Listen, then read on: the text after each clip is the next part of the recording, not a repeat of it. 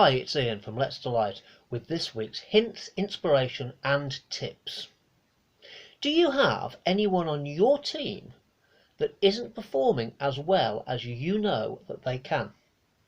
Now, by team, I mean your business team, your family, or your support network, or just as importantly, yourself.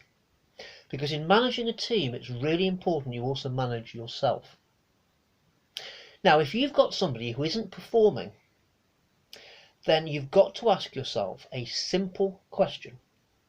Are they not performing because they are unwilling to do it or because they're unable to do it? They're two very different reasons. If they are unwilling, that's a motivation and belief issue. It's something to do with up here. It's what's going on in their mindset. And if they're unwilling, you need to go back to their goals. You need to give them the belief in themselves and the feeling that you have belief in them. If, on the other hand, they are unable to do it, well, then that's a skills problem.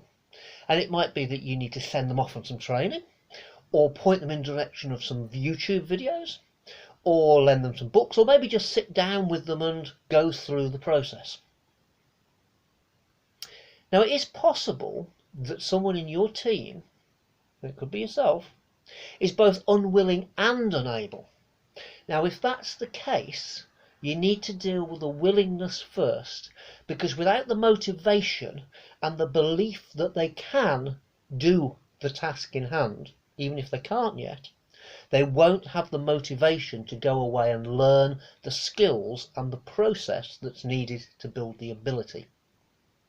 So the first thing is to identify whether they are unwilling or unable. Because if they're unwilling, all the skills won't make any difference. And if they're unable, all the motivation won't make any difference. So I hope that's helpful. Check back next week for another hint, inspiration and tips.